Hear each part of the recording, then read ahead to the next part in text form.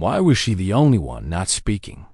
Major Terra Sinclair stood near the back of the command room, her arms folded, her eyes locked on the map spread across the table. The air inside Bagram Air Base was thick with dust and tension. Radios hissed. Someone coughed into a sleeve. Every few seconds, static spit from a corner speaker, each burst a reminder of how little time they had. The canyon wasn't just a spot on a map, it was a trap, a jagged wound carved into the mountains of northeastern Afghanistan, where cliffs leaned in so close they could crush a helicopter without firing a shot. And inside it, a SEAL team had been pinned down for 12 hours, surrounded, outgunned. The only radio signal they'd managed to push through had been scratchy. Desperate, almost drowned out by gunfire. Extraction not possible. Surrounded. Need air cover or we won't make it. This is our last stand. Then, silence. The colonel's jaw was tight as he circled the canyon in red ink. Every set of eyes in the room followed the same grim truth. No aircraft could fly in without being torn apart. Helicopters would never make it past the high ground. Jets would be shredded by heat-seeking missiles. Even the drones were down. We wait for nightfall. The colonel said finally. His voice was steady, but there was a weight to it. We try again under cover of darkness. Terra's gaze didn't move from the map. Nightfall was hours away. The SEALs didn't have hours. Someone muttered something about a drone swarm. Someone else mentioned the probability of survival if they waited. None of it mattered. None of it was fast enough. She stepped forward. I'll fly it. Heads turned. A few eyebrows shot up. One officer snorted quietly. Another shook his head, muttering under his breath. She didn't care. The colonel's eyes narrowed. You're not serious. I've flown that valley before. During the Red Claw op, I know the thermals. If I fly under the ridgeline, stay tight to the wall. She tapped the map. I can get through. Sinclair, that's below minimum safe altitude. One wrong gust, and you'll clip a wing. You crash. And we lose more than a pilot. We lose one of our best. Her voice stayed level. Sir, there. Dying right now. If we wait, we collect dog tags. If I go, maybe we bring them home. A long silence hung over the table. Even the SEALs, patched through via a different comms channel earlier, had said it couldn't be done. She met the colonel's eyes without flinching. Maybe they don't know me. It wasn't bravado. Not a need to prove anything. It was something carved into her over years of flying missions no one thought were possible. Pushing past the point where fear tried to talk her out of it, the colonel exhaled through his nose. If we greenlight this, you're on your own. No wingman, no chase plane. I won't need one.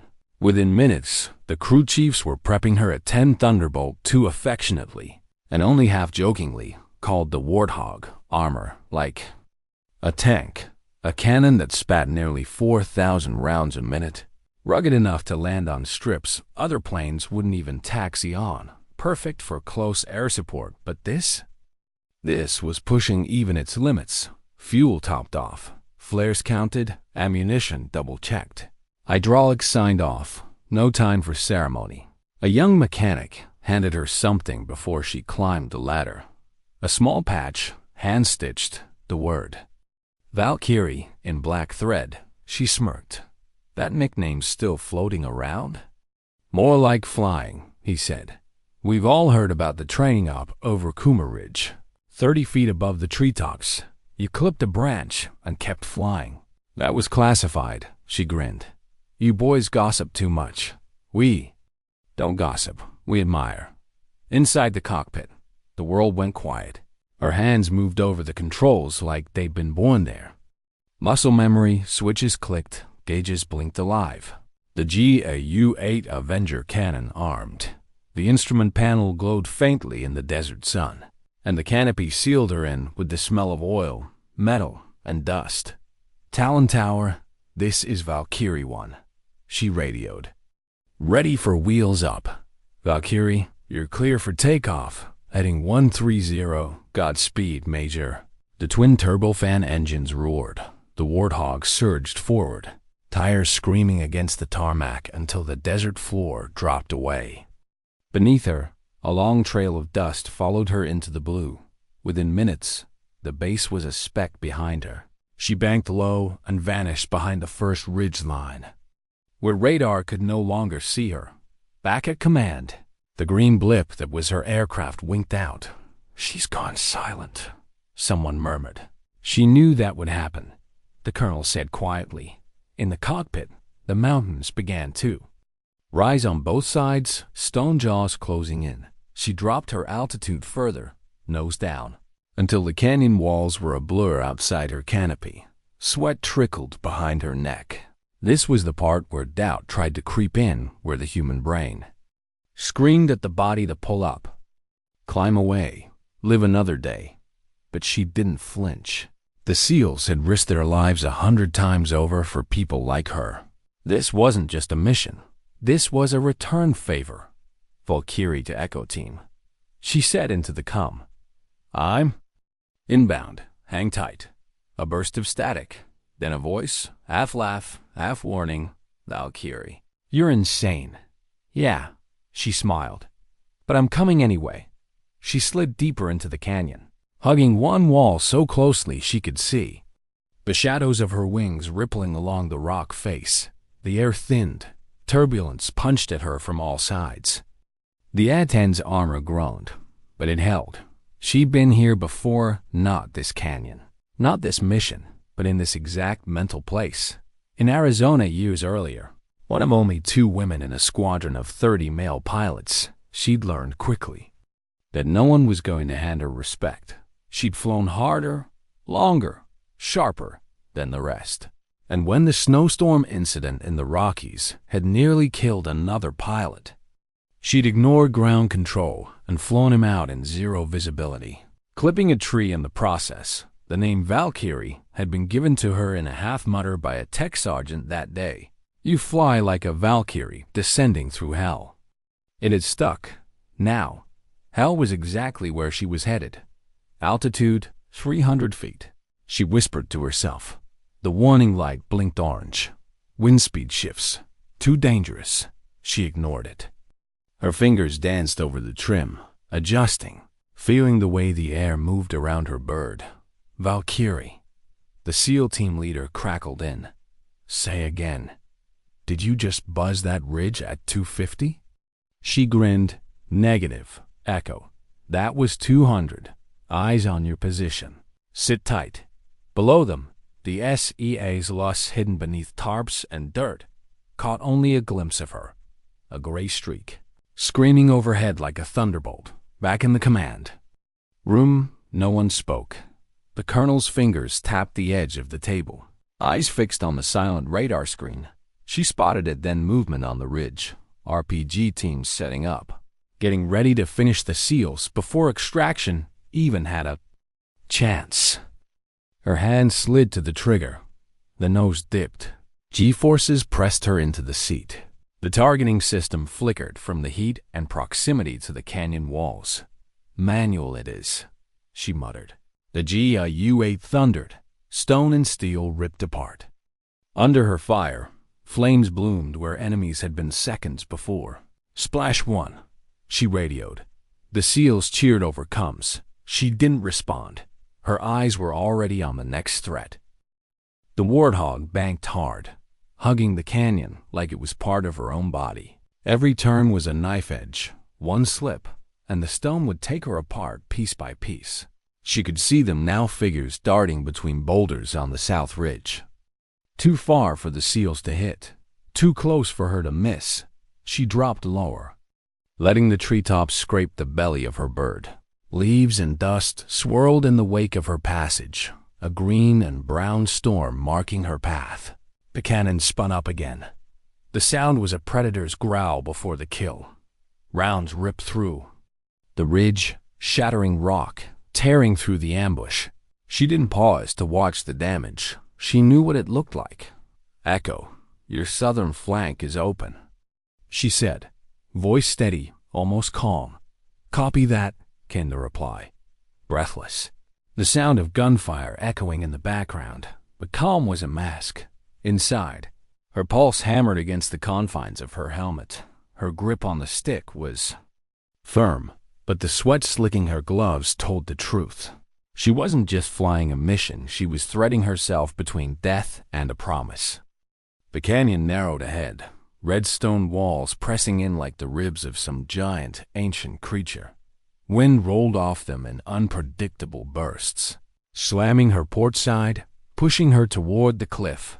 She kicked the rudder, adjusted the ailerons, fought for every inch of control. An alarm screamed in her headset. Proximity warning, altitude warning, heat signature alert, too much noise. She killed the alerts with a flick.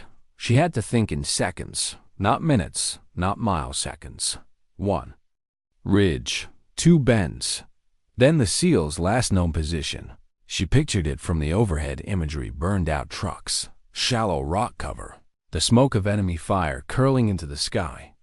"Echo, this is Valkyrie," she said, her voice low now. "What's your status?" Static, then a voice through gritted teeth. "Pinned. Heavy fire from the north wall. If you can hit it, do it fast." "I'll build you a wall," she replied, echoing her earlier promise. She flipped the protective latch over the manual fire control. The targeting system was useless here, glitching from the heat and interference. This was pure hand-eye coordination, flying by feel, trusting her instincts more than any machine. She marked the position in her mind, the approach angle, the way. The wind tunneled through the rock. One pass, that's all she'd get. Her right hand tightened on the stick, her left on the trigger. She breathed once, twice, then pushed the nose down. The warthog screamed toward the ridge. The cannon erupted. The north wall exploded into chaos stone, smoke, and fire cascading down like a landslide. The gun's growl filled the canyon, drowning out everything else. Splash confirmed.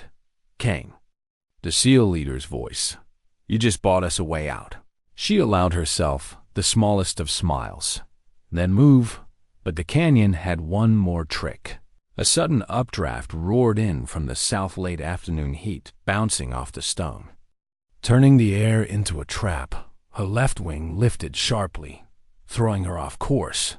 The canyon wall rushed toward her. "Pull, pull," she hissed to herself, yanking the stick hard right. The warthog groaned in protest. The wingtip scraped rock, sparks spraying into the air. The entire bird shuddered, but it held.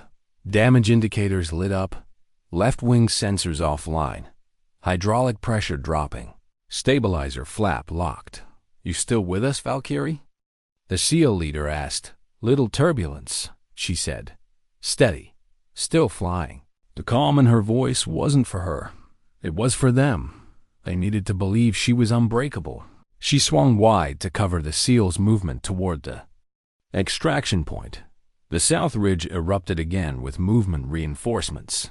They were fast, disciplined, already setting up to cut off the SEALs before they could reach the landing zone. She didn't hesitate. She banked the wounded warthog, lined up, and dove even low enough to see the glint of metal in their hands, the flash of eyes looking. Up too late, the cannon chewed through the ridge. Men and weapons vanished into dust and flame. "South is clear," she said, voice clipped. The SEALs ran. She could hear their breathing, the occasional curse, the unspoken calculation of distance and time in their voices. Her gauges screamed again, fuel down to 40%, hydraulics bleeding. She'd been flying low for too long, forcing the engines into heat zones they weren't built to survive. Every warning light was a countdown. "Valkyrie, this is command." The colonel's voice crackled in. "We're reading heavy damage. Do you require diversion?" "Negative. I'm finishing this." A pause, then. "Understood. Reinforcements inbound. ETA 15 minutes. 15 minutes was an eternity here. The SEALs didn't have eternity. She caught it on the edge of her radar feint, flickering, almost lost in the noise. 2 technicals pickup trucks with mounted machine guns barreling down a dirt track toward the extraction route.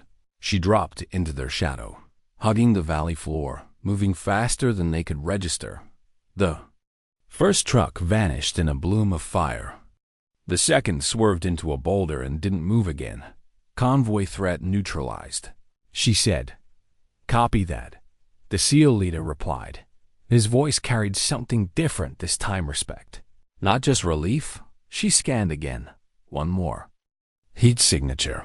This one coming from higher up, a figure stepping out of a cave mouth with a shoulder-fired missile. Not aimed at her, waiting for the helicopters. She squeezed the trigger. Click. Nothing.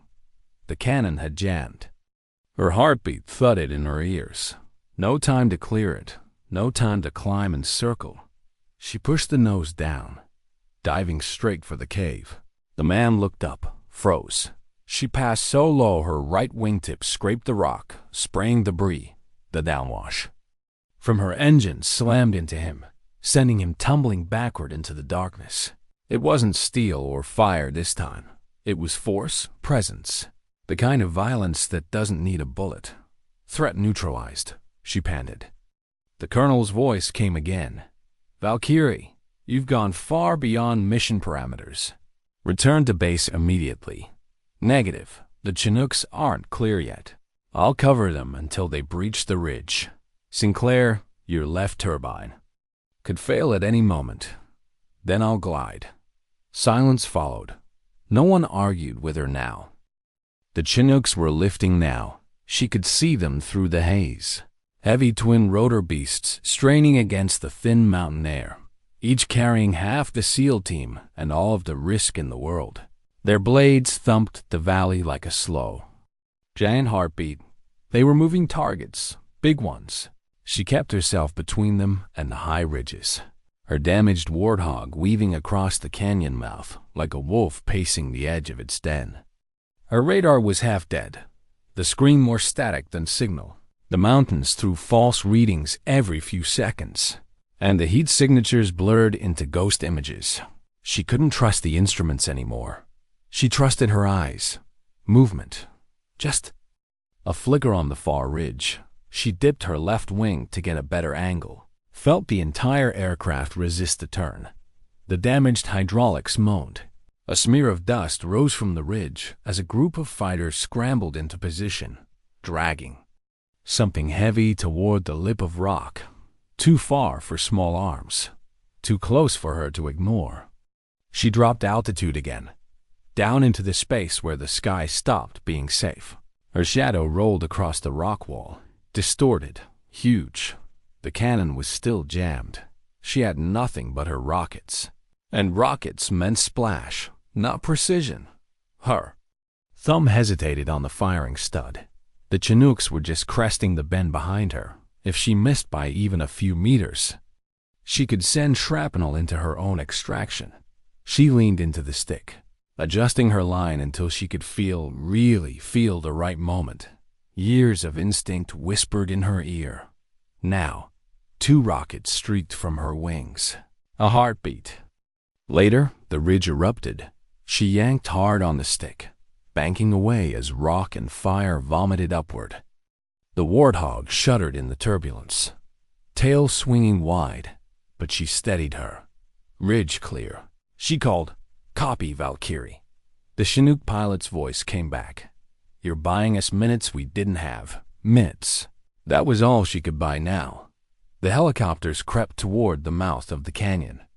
Every foot they gained, she had to sweep the ridges, the tree lines, the gullies for the next threat, and then she saw 2 more technicals tearing down a parallel ridge road, using the terrain like a shield. They were moving fast, too fast. For her to cut them off before they hit the exit corridor, her fuel gauge blinked red. Less than 10%. She did the math without thinking. The return to Bagram would be on fumes. Maybe not at all, but she didn't even consider breaking off. She swung the warthog wide, engines howling in protest, dropped below the ridgeline, and came in behind the trucks. The canyon walls rose on one side. Trees blurred past on the other.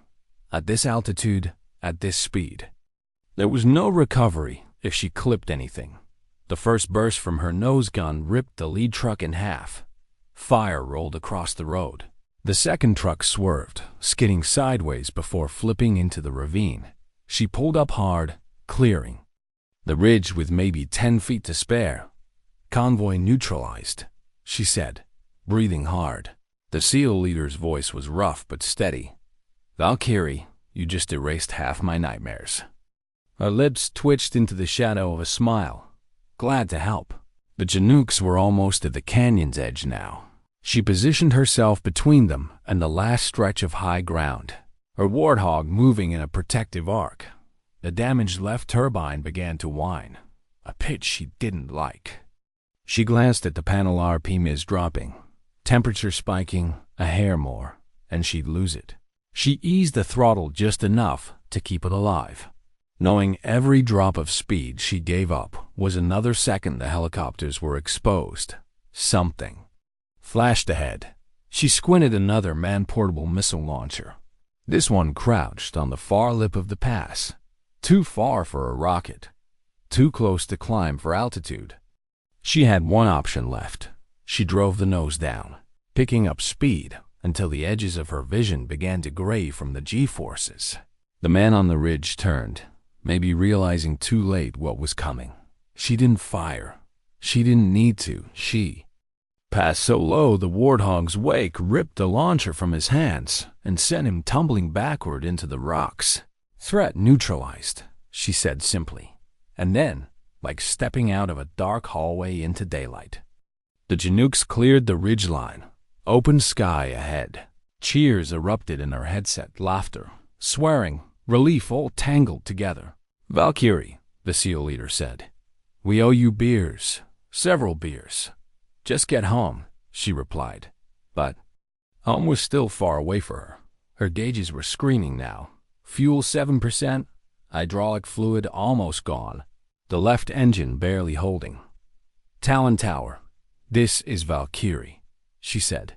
"En route? Damage critical? Request emergency strip priority. Valkyrie." "Priority granted. Crash crews on standby. Do you need to eject?" She looked ahead, mountains, giving way to the pale brown sweep of desert, the thin blue line of sky above it. "No," she said. "I'm flying it in." The colonel's voice cut in. "Copy that, Valkyrie. We'll be ready." The flight back was a slow bleed of every remaining resource. She kept the altitude low enough to avoid unnecessary climbs, high enough to clear the ridges by a whisper. Every bump of turbulence rattled through the frame like a shiver in the bones. She thought about the SEALs and the Chinooks ahead, safe now because she hadn't let go. She thought about the base, the runway, the mechanics waiting. She thought about the patch in her pocket, the hand-stitched name she hadn't asked for but had carried into the canyon like a quiet promise. Bagram appeared on the horizon, flat and sunburned against the sand. "Valkyrie, you're coming in hot," the tower said. "Recommend a long approach, if you can hold it." "Negative," she said. "Brakes are gone, flaps are gone. This is going to be ugly." She lined up with the runway, every muscle in, her arms tightening against the control stick. The warthog touched down hard, too hard. The tires screamed. Sparks burst from the landing gear. The bird skidded down the tarmac, the rudder fighting to keep her straight. She held it, forcing the wounded beast to obey, until finally, impossibly, it slowed. The engines coughed once, twice, then fell silent. She popped the canopy. The heat of the desert slammed into her face. She climbed out slowly, every movement heavy, her flight suit soaked through. The crew on the runway didn't cheer. They didn't rush her. They just stared. One clapped, slow and steady, until others joined in, not loud, not wild, but something deeper. She stepped down to the tarmac, knees almost buckling. The SEALs found her later, near the hangar. The team leader walked up without a word, saluted her, then offered a handshake. His palm was rough, still caked with the dust of the canyon. "You didn't just save us," he said. "You humiliated a whole damn mountain." She managed the ghost of a smile. "That mountain hit back. Not hard enough," he said, and For the first time that day, she laughed. The mission replay room was dark, except for the glow of the screens. Footage flickered, helmet cams from the SEALs, grainy satellite images, fragments of her own gun runs captured from 1,000 yards away. It wasn't the whole story. The canyon had swallowed most of it. But what they could piece together was enough to make the room silent. Terra stood at the back, still in her flight suit, helmet under one arm. She could smell the cordite and oil baked into it. Her gloves were still damp with sweat. On one screen, the A-10 swept through the canyon mouth, its nose down, cannon flashing in short, surgical bursts on another. An overhead thermal image showed the enemy scattering before impacts ripped their positions apart. An intel officer spoke without looking up from his laptop. North Ridge cleared in one pass. South Ridge neutralized 30 seconds later. 4 ridge lines engaged. All hostile forces eliminated or routed. Estimated 24 enemy Kia. The colonel nodded once. Extraction succeeded. No coalition casualties. From the far end of the table, a voice cut in flat, precise. She broke altitude protocol. Entered denied airspace without authorization. Overrode standard IFF procedures. Damaged U.S. military equipment. It came from the Pentagon liaison, patched in via encrypted video link. He was expressionless, his tie perfect, the walls behind him pure, regulation beige. She also, the colonel said, turning slightly, saved 12 special operators from being wiped out. I didn't say she wasn't effective, the liaison replied. I said she was reckless. Terra's eyes stayed on the footage. The sound of the GIU-8's growl filled the speakers, echoing off the walls. When she finally spoke, her voice was even. I was reckless by design, calculated. Risk, not panic. Calculated risk isn't in the rule book, Major, the liaison said sharply. No, sir, she replied. Neither is survival in that canyon. But I'd rather explain broken rules than send condolence letters. The room went still. No. One challenged her. The debrief ended with a summary. Mission logged as a high-risk successful support operation. That was the official line. The unofficial one was already spreading. By morning, whispers drifted through every hangar and barracks. Pilots traded fragments of radio chatter, snippets of the SEAL's helmet footage. The grainy clip of her diving at the cave mouth was already a kind of legend. No missile, no shot, just a machine and a will that refused to stop. On base, mechanics circled her warthog like archaeologists at a crash site. The armor was scorched, dented, warped in places from heat and shrapnel. A hydraulic line had split wide open.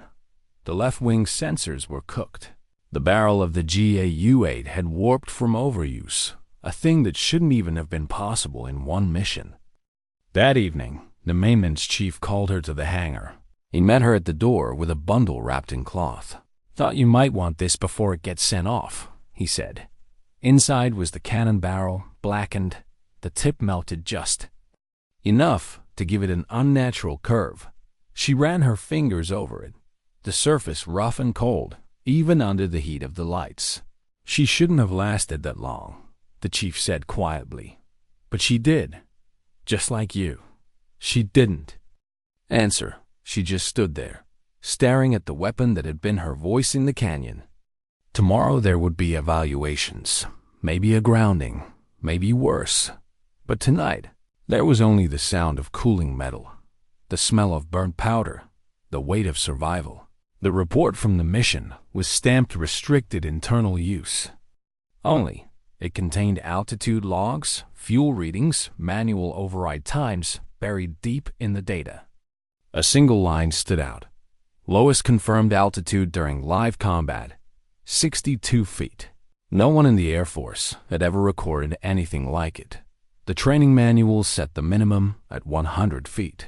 Anything lower labeled catastrophic risk. What she'd done was not just outside the rules, it was outside precedent. The brass had no interest in celebrating that. Miracles were messy. Miracles encouraged others to try. Miracles made control harder. but miracles leak, somehow, a blurred screenshot of the flight log found its way onto a pilot-only forum. The title above it, "Someone flew an A-10 like a spaceship." Within hours, the comments lit up. Veterans argued over whether it was fake. Engineers ran quick and dirty physics breakdowns. A few guessed her identity based on chatter from Bagram. One post was just a single line. She dove into the earth and came back with blood on her wings. At first, the Air Force ignored it. Then came the YouTube breakdowns, 3D recreations, simulator runs trying to match the altitude, animations tracing a warthog through a canyon it shouldn't have fit in. Civilian aviation forums picked it up. Military podcasts debated it. Then no one could prove who uploaded SEALs. Helmet cam footage. It was shaky. Smoke and dust everywhere. But there she was, a streak of gray tearing overhead. The engines howling. The cannon ripping the ridge apart. The caption read, "This angel flies below radar." That's when it stopped being a whisper. The footage hit the mainstream news cycle. Defense blogs, evening news segments, social media feeds. People printed t-shirts with a warthog silhouette and the words 62 feet, no fear. And all the while, Terra stayed silent. She hadn't asked for attention.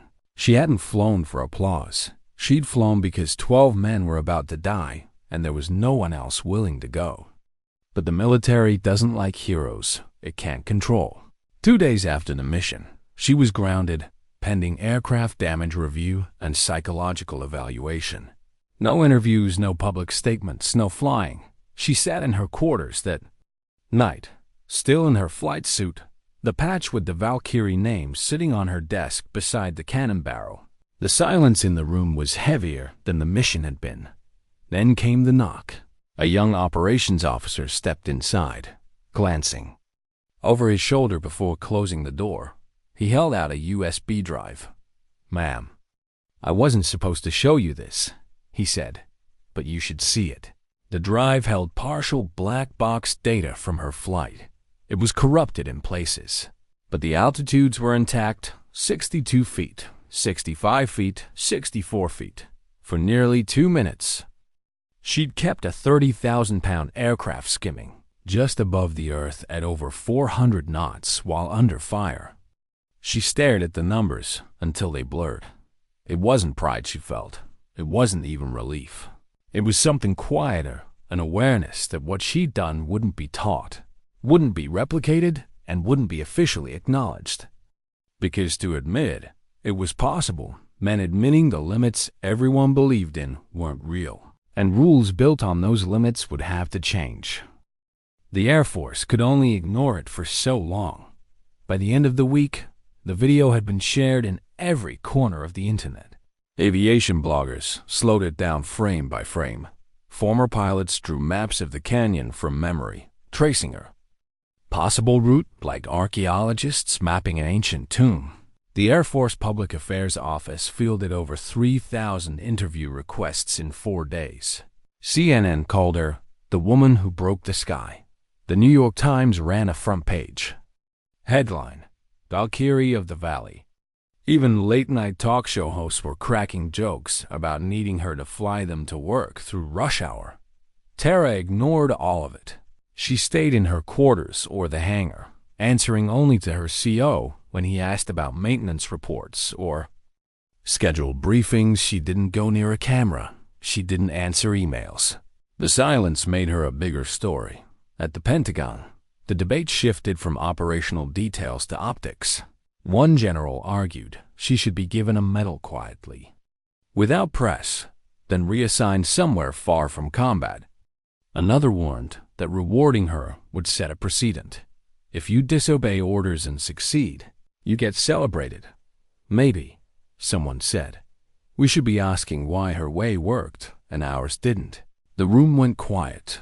No one wanted to unpack that. Finally, they settled on a middle ground. Call her to D.C. for an internal review. No court-martial, not yet. No commendation, either. She walked into the hearing room in dress blues, ribbons lined across her chest. The table was long and cold, 8 officers seated behind it, 3 men, 5 women, all in varying shades of skeptical. The chair, a major general with lines carved deep into his face, leaned forward first. "Major Sinclair," he said, "your flight has generated national attention." "I didn't ask for that, sir," she replied. "No, you earned it." He glanced down at his notes. "Your decisions were unconventional, dangerous, and outside multiple standard operating procedures." "Yes, sir." "And yet," he sighed, his gaze lifting to hers, "you saved 12 American lives." "Yes, sir." Another officer spoke up, a brigadier general with a clipped tone. "Do you understand the risk you placed yourself in, Major? If even one thing had gone wrong, we'd be recovering pieces of your aircraft from a canyon floor." She didn't blink. "If I hadn't gone, sir, we'd be recovering 12 bodies." The words hung in the air like smoke from the far right. A woman with silver hair and pilot wings on her jacket leaned forward. "You know what they used to say when we first brought women into combat aviation?" she asked. "No, ma'am. They said we break rules just to prove we belonged, but you didn't break them to prove anything. You broke them because nobody else could do what you did." Terra didn't reply. The general gave the faintest smile, then sat back. The board adjourned without a verdict. No punishment, no medal. Just limbo. She walked out into the hall, her footsteps echoing on polished tile. Reporters swarmed at the building's entrance, microphones flashing like bayonets. "Major Sinclair, what do you have to say about the mission?" She paused just long enough for them to quiet. "I didn't fly for the cameras," she said. "I flew for the men bleeding in that canyon." Then she walked away. Back on base 2 days later, a small package sat on her bunk. No name, no return address. Inside was a bronze plaque with a single line engraved on it. When the rule book ran out, she kept flying. She stared at it for a long time before setting it on the shelf above her bed. The military tried to contain her story, but by then it had its own wings. It took only a week before she was summoned again. This time not by the Air Force, but by Congress. The request was formal, the language polite, the intent obvious. The hearing room on Capitol Hill was a different battlefield, entirely rows of suited men and women. Microphones, cameras pretending to be unobtrusive. The nameplate in front of her read Major Terra Sinclair, USAF, a female senator from Texas. A former Army intelligence officer leaned in first. "Major Sinclair," she said, before anything else. "Thank you. What you did was extraordinary." Terra nodded. "Thank you, ma'am. But," the senator continued, "you understand this hearing isn't about celebration. It's about responsibility, about risk." "Yes, ma'am." "Did you knowingly break protocol during that mission?" Terra looked at her, then at the rest of the room, men and women who had never felt the air thin under their wings or seen tracer fire climbing toward their canopy. "I did," she said evenly, "because protocol didn't account for what was happening on the ground." A low murmur rippled through the room. A congressman, himself a decorated veteran, leaned forward. "Major, are you suggesting the current rule books are insufficient for modern combat?" "I'm suggesting no rule book covers everything," she said. "Combat is chaos. Sometimes instinct keeps people alive. Sometimes a pilot has to decide, not ask permission." The murmurs grew louder. Another senator, older, cautious, asked, "And what if you hadn't made it back? What if we were sitting here talking about your wreckage instead of your survival?" She didn't hesitate. "Then I'd have died trying to save them." The silence that followed was heavier than the canyon's walls. Across the country, the hearing streamed live, and people weren't just watching, they were choosing sides. Some called her a warrior who proved women could fly any mission, anywhere, against any odds. Others called her reckless, dangerous, an example of why protocol mattered. That night, clips of her testimony lit up social media. One line in particular made the rounds. I didn't fly low because I wanted to. I flew low because nobody else could. It hit like a drumbeat. The next day, she received a letter. Not from a general, not from a politician. From a girl, 10 years old, written and uneven. Cursive, Dear Major Sinclair, my name is Kyla. I want to fly planes too. Everyone in my class says girls can't fight. But now I tell them Major Sinclair did. She flew into danger and saved the whole team. My mom says you're a hero. I think you're a superhero. Thank you. Please keep flying. Your fan, Kayla. Tara read the letter 5 times. She didn't cry. But something inside her shifted, subtle and certain. Maybe the flight had been about saving 12 lives, but maybe it was also about opening the sky for others. The official closure came quietly. No press release, no ceremony, just a short briefing from her CO in his office. A plain room with bare walls and the faint smell of jet fuel seeping in from the hangar. The case is closed, he said. No punishment, no commendation. Tara stood at ease. That's it. That's it, though I've been told to pass along a suggestion. He glanced at the file on his desk. Promote you or retire you, but don't ignore you. She raised an eyebrow. And which way are they leaning? They're not sure yet, but they're offering options. Lead a new experimental combat training unit, transferred to DC as a tactical strategist. Or stay operational, though I think we both know they won't be lining up to give you routine missions. I'll think about it, she said. You've got 24 hours. She didn't go back to her quarters. Instead, she went to the hangar. Her warthog sat there, patched but still scarred. The armor bore the dull sheen of fresh repairs. Over older burns, engineers moved around her like surgeons checking a patient's vitals. The maintenance chief caught her eye. She's flight-worthy again. Want to take her up? It wasn't an order, but it didn't have to be minutes later. Tara was climbing into the cockpit, the desert wind tugging at her sleeves. The canopy sealed with that familiar thunk. The world outside disappeared. She didn't take her up high. She didn't have a destination. She just let the I-10 stretch her wings over the desert. Skimming the hardpan at low altitude, threading between rock outcrops, dancing with the thermals. It wasn't combat. It wasn't training. It was a conversation between her and the bird that had carried her through the valley to survivors. Checking in with each other, when she landed an hour later, there was sand in her boots and a decision in her head. That night, she told her CO, I'll train the next generation, but not in a classroom. He studied her. Where then? In the air, right where they'll need to be. And so, the Valkyrie program was born not in a conference room, not on a whiteboard, but on the flight line, with real terrain under the wings and real risk in the air. It wasn't an official course at first, just a series of low-altitude navigation and combat drills she designed herself. The students, both male and female, called it brutal. The instructors called it dangerous. She called it necessary. The rules were simple. No simulations. No perfect weather. No forgiving routes. Learn to fly with instinct. Learn to read the ground like a map. Learn the difference between fearless and stupid. Her unofficial motto spread among the trainees. Fly low. Fly smart. Fly for those who can't. The first time she put a class through the course, they returned pale, sweating, and wide-eyed. One pilot admitted later he'd been sure he was going to die twice in the same sortie. Another said it was the first time he'd understood what it meant to trust an aircraft like it was an extension of his own body. Word got around. The Valkyrie program became infamous and, eventually, official. Still controversial, still whispered about in higher command circles, but impossible to ignore. Over the next few years, the doctrine spread.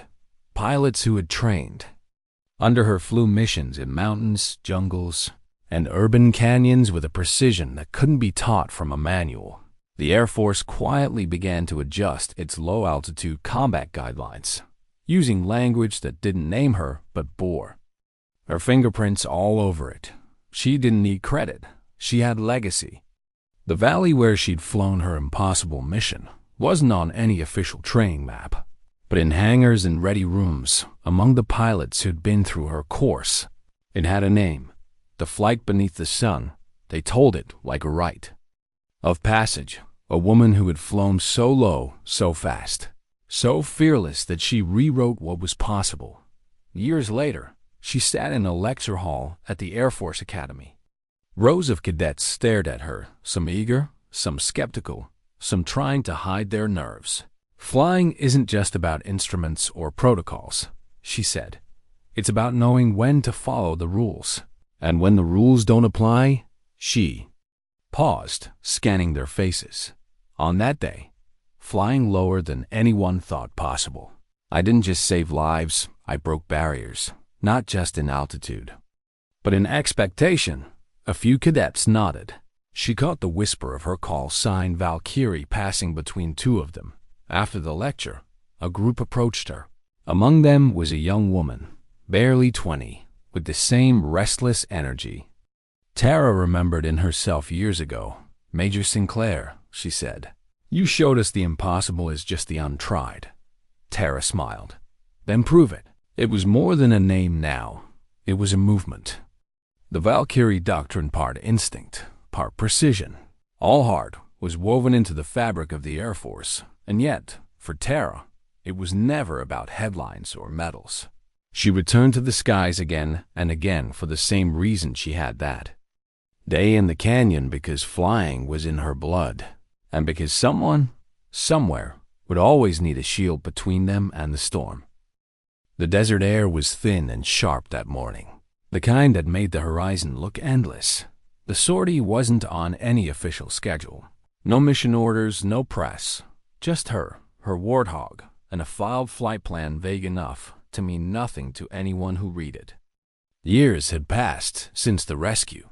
She had trained hundreds of pilots since then, watched them graduate into combat wings, seen some of them return with stories of their own impossible flights. The Valkyrie program had grown into something bigger. Then her doctrine passed from instructor to student, then onto the battlefield, where it became muscle memory under fire. But she had never gone back. Not to that valley. The ridges rose ahead, their red stone catching the morning sun in jagged slashes of light and shadow. She dropped altitude, not the way she had that day, skimming death, but low enough to feel the ground begin to own the air again. The canyon swallowed her in seconds. The rock walls pressed close, their surfaces still scarred in places where her rounds had carved into them. She let the engines idle back, coasting for a moment, feeling the way the air bent and curled through the pass. The silence in the headset was different now, not tense, not desperate, but reverent. This was where she had made a promise and kept it. Her eyes tracked the ridges where the RPG teams had waited, the rocky outcrop where the cave mouth had once framed a man aiming to kill the helicopters, the place where she'd flown so close her wing had cut stone. Most of the scars had been reclaimed by weather and time, but in her mind, the smoke still rose. The air still trembled with the sound of the GAU-8's roar. She didn't come here for nostalgia. She came to remind herself that every lecture, every drill, every hour in the training airspace was about this, about the moment when you can't ask permission. When the decision is yours alone, when the lives below depend on your willingness to push past fear. She banked gently, letting the warthog's shadow slide over the canyon floor. "I'm still here," she whispered to no one. The return flight to base was quiet. She landed without fanfare, taxied back to the hangar, and shut the canopy on what she knew was her last solo run over that valley. It wasn't an ending. It was a passing of the torch. The Air Force she returned to wasn't the same as the one she'd joined. Female combat pilots were no longer anomalies. They weren't novelties in training squadrons or footnotes in after-action reports. They were leaders, mentors, and veterans. Protocols had evolved too. The low-altitude guidelines had been rewritten not to encourage recklessness, but to acknowledge that sometimes survival meant skimming the edge of what was possible. Her name wasn't on the manual. It didn't need to be. One afternoon, she stood on the tarmac as a formation of A-10s lifted into the air. One peeled away from the group, dipping low before joining the climb again. She recognized the move a salute in flight, a quiet nod from a pilot who had learned under her watch.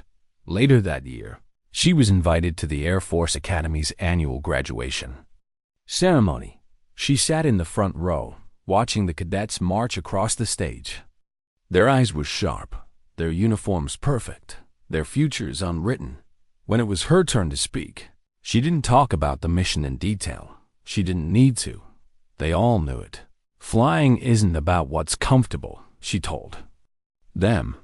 It's about knowing when to hold the line and when to step past it. The difference between arrogance and courage is who you're doing it for. If you're flying for yourself, you'll crash. If you're flying for someone who can't fly for themselves, you'll find a way to stay in the air. She didn't stay for the reception afterward.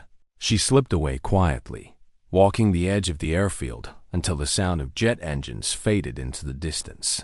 In the months that followed, she began to step back from the daily grind of training sorties. Others could carry it forward now, the young instructors she had once coached through their first canyon runs, the ones who had taken her doctrine and made it their own. But she still flew, not every day, not always in combat birds. Sometimes she'd take up a trainer jet with a rookie at the controls, sitting in the back seat, her voice calm in their headset as they threaded low through a desert pass. Other times, she'd take the Warthog up alone, just to feel the weight and the hum of it, the way the ground and sky spoke to each other through the wings. In quieter moments, she would think about the SEALs she had pulled from the valley. She'd run into a few over the years at bases, in airports, once at a memorial service. They never talked about the firefight in detail. They didn't need to. A handshake, a nod, was enough. One of them, the team leader, had sent her a single line in an email a year after the mission. "That mountain still talks about you." She'd read it once and deleted it, not because she wanted to forget, but because she didn't need to hold on to the proof. The proof was in the pilots she trained, in the missions they flew, in the people they brought home. And somewhere, in a canyon few maps marked, the stone still held the memory of an aircraft that had passed so low it rewrote the meaning of possible. The sun was low. The airfield bathed in that late light that makes everything look older and more certain. Terra sat alone on the tailgate of a battered maintenance truck, her boots resting in the dust. The hangar behind her was alive with the clink of tools and the hum of machinery. Out on the runway, a line of A-10s waited for their crews, the heat from their engines turning the air into a shimmering veil. It had been years since the canyon, decades. If she counted the quiet seasons between missions, between students, between the moments when the work was life or death, she wasn't the young pilot who had stood in the back of the briefing room anymore, waiting for someone to believe in her enough to hand her the stick. Now, no one questioned her seat in the cockpit. A younger instructor approached, flight suit open at the collar, helmet tucked under one arm. "Heard you're retiring at the end of the year," he said. "That's what they tell me." He smiled. Hard to imagine the Valkyrie program without the Valkyrie. "It was never about me," she said. "It's about what we leave in the air after we land." He nodded, but she could tell he didn't quite understand yet. He would, one day, in the middle of a flight that mattered, when the rules and the manuals had nothing left to offer him. He'd understand. Later that week, she was invited to observe the final evaluation flight of a new class. She sat in the control tower, headset on, listening to their voices steady, focused, each call-out precise. She watched their aircraft skim the training canyons, weaving through the same kind of terrain that had once tried to kill her. They flew lower than they had in their first weeks, more confident now, their wings brushing the edge of risk with skill instead of luck. When they returned to the runway, one of the young women in the lead ship rolled slightly, dipping a wing. In salute, Terra felt the corner of her mouth lift. Not pride exactly, something quieter, something deeper.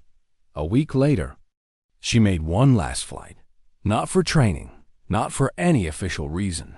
She filed it as a systems test, though there was nothing left to test except herself. The warthog waited on the tarmac, paint dulled by years of sun, scars from past. Repairs still visible if you knew where to look. She ran her hand along the fuselage as she walked to the ladder, feeling the metal's familiar coolness. The engines came alive with their steady, rumbling growl, the canopy sealed. The world narrowed. To the cockpit, she took off without hurry, lifting into the clean blue above the base, banking east toward open country. An hour later, the ridges rose ahead, the same ones she had flown through all those years ago. She didn't dive into the canyon this time. She didn't need to. Instead, she traced its edge, following the sun's shadow across the stone. In her headset, there was only the sound of the engines and the faint rush of air over the wings.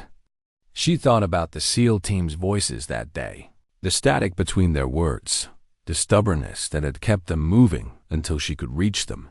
She thought about the girl named Kayla, now probably grown, maybe flying her own missions.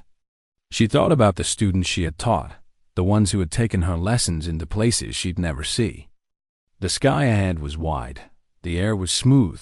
She turned for home, back on the ground. She taxied to the hangar, shut down the engines, and sat for a moment in the fading warmth of the cockpit. The metal smelled of oil and heat. The silence was total when she finally climbed down. The maintenance chief, older now, slower in his walk, met her at the base of the ladder. He didn't say anything. He just handed her the same hand-stitched patch she'd carried into the canyon all those years ago. "Thought you'd want this back," he said. She took it, thumb brushing over the word Valkyrie. That night, as she packed her locker, she found the bronze plaque from years earlier, the one with the single line. When the rule book ran out, she kept flying. She placed it in her duffel last. The next morning, she left the base quietly. No speeches, no formation, just the sound of jet engines. In the distance, someone else's turn to write the next impossible story. Months later, at a graduation ceremony for the Valkyrie program, a cadet told the story of the original mission, the flight beneath the sun. By then, the details had become half history, half legend, but the lesson was still the same. Sometimes the air is only yours for a moment. And in that moment, you decide whether to keep climbing or drop lower than anyone believes you can. The cadet ended with a line no one remembered teaching him. Sometimes, dignity doesn't speak. It simply acts. Terra wasn't there to hear. She was somewhere else entirely, standing on a quiet stretch of tarmac in the late afternoon light, looking up at the sky as a pair of A-10s flew low overhead, their shadows skimming the ground, and for just a moment, she could almost hear the canyon again, the roar of the cannon, the echo of her engines, and the silence that follows when you've done the one thing no one thought could be done. Legends don't just live in history books. They live in every flight beneath the sun.